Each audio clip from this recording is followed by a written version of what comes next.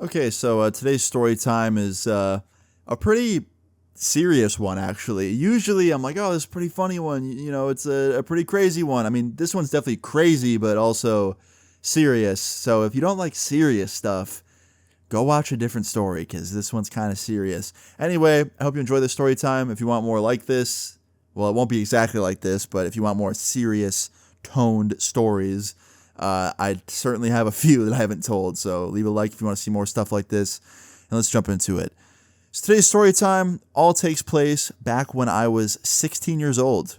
Now, at 16 years old, I spent a lot of time outside of school and outside of my house, hanging out with friends at different smoke spots, smoking weed together, smoking cigarettes, just being, little dirtbag teenagers. You guys already know. You've been watching the channel for a while, you know. And I had like three friends at the time that I was really, really close with and I kind of smoked with every day. And those were the people I'd hang out with mainly, right? So this all starts off as a normal day at 16 years old. All right. I was sitting in my room playing some COD. Just got done recording a video, actually. This was very early on in my YouTube career still. And I got a text message from my friend Brandon.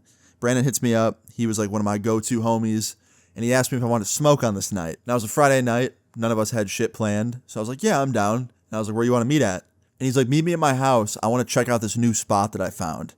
Now, this got me excited, right? Because we had a few smoke spots around the city that we went to, but a new one was intriguing because we had just been going to the same ones for like over a year now, and I wanted to see something new. So when he told me that he had a new spot in mind, I was excited to see it. So fast forward like 30 minutes later, I walked over to his house. I told my mom I was going to spend the night there, which was true. I was gonna. But yeah, I walked over to his house, got there. My other friends met me there as well, and we all headed out to this new smoke spot. The new smoke spot was also in walking distance.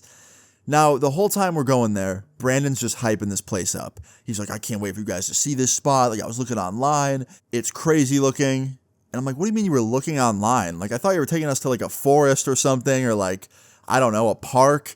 What do you mean online? He's like, you'll see. Just be prepared, because nothing can prepare you for what you're about to see. And I'm like, okay, that all made no sense, but sure. Well, Brandon was right. When we got to this spot, it was not just a smoke spot.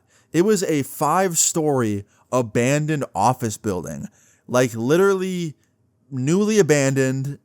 It was an old office building. It was 5 stories tall. And apparently Brandon already knew his way around because he was looking at it online on some like abandoned community or something. They were telling him like what to do. So fast forward, we walk into this building. We're walking around. It looks dope. Like it's cool. And we start smoking in there because no one's going to stop us. It's an abandoned building, right? Like there's no cops, there's no employees. Like let's just start smoking.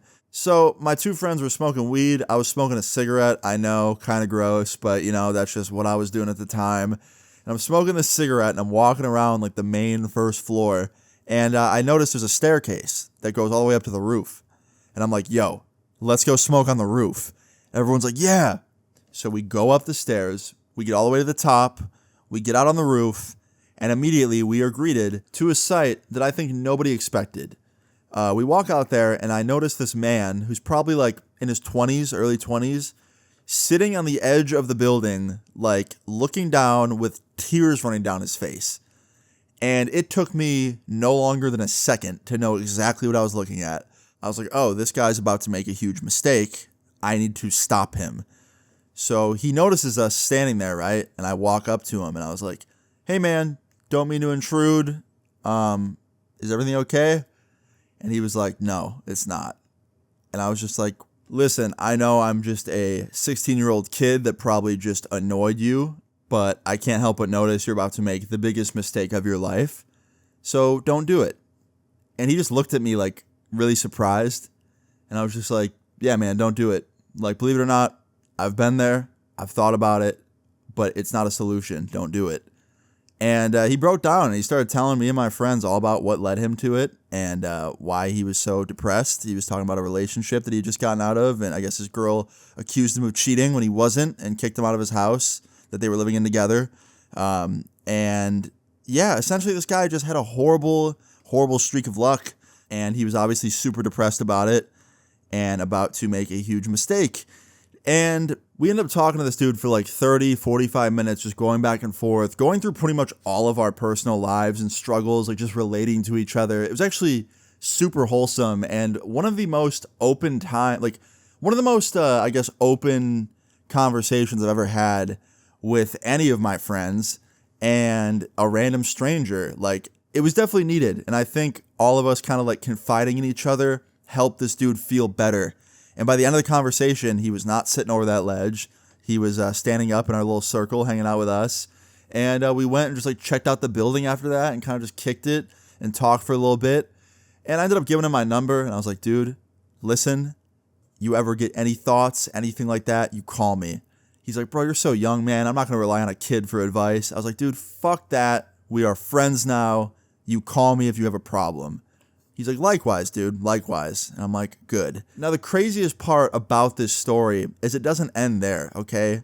The whole reason that I even remembered this story time today is because I saw him today. I saw him out in public, bro. I was at a restaurant not far from my house, and since that day, I hadn't really heard from him. I didn't hear anything, no text, no call, even though I gave him my number. And I didn't have his. You know, he told me that I could hit him up if I ever need anything, but he never gave me his number. He never texted me or called me, so I didn't have it. So I can't lie. All these years, I've kind of wondered where he was at. I always wondered, like, if he was doing better, if everything was okay, and I was kind of worried. I can't lie. But today I ran into him, and he recognized me, and I recognized him. Like, we were in line at this restaurant, and I look over at him, and he looks at me, and I was like, yo, I know you. He goes, I think I know you too. And I was like, you explain first where you know me from, because I don't want to say it and then be wrong. And he's like, that building over on the street? I was like, holy shit. He goes, bro, like, no shit. Like, y'all saved my life. Like, I'm not kidding. So, like, thank you guys. Like, just getting right to it. And I was like, nah, man, you saved your life. Like, for real. Like, you made that choice, and it was the correct one, and I'm so glad you did. And he was like, bro, I'm not religious or anything, but, like, for real, it just felt like a sign. Like, I went to this abandoned building. I thought nobody would know about it. I thought nobody would ever go in there. I go to the top of the roof, and sure enough, I see some kids come up to smoke some cigarettes and stuff, and you end up saving me. And yeah, essentially, it was just a very wholesome, like, amazing interaction. Like, you know, I run into people a lot out in public that I've known from years ago, and it's usually kind of awkward, but this just felt like it was a friend that I'd known since I was, like, 8 years old. And the dude's doing really well. He owns a company that I actually know about. I've heard the company's name before. I'm not going to say too much. I don't want to, like, give away where he works and stuff, but it's a dope company. It's a very high-paying gig. I know that for a fact because I know the company, and it's very successful, and he's owner, and he's killing it. He's got a wife. He's got a kid now. The dude's happy, and I don't know, man. The minute this happened today, I was like, I need to go home. And I need to talk about it because it's wholesome and it's important, and it's good to know that life is worth living. So yeah. Anyway, y'all, that's it.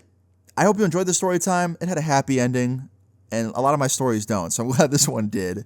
If you enjoyed it, please leave a like on the video. Feel free to leave your story times in the comments down below, and subscribe if you're new. I'll see you all later. Peace.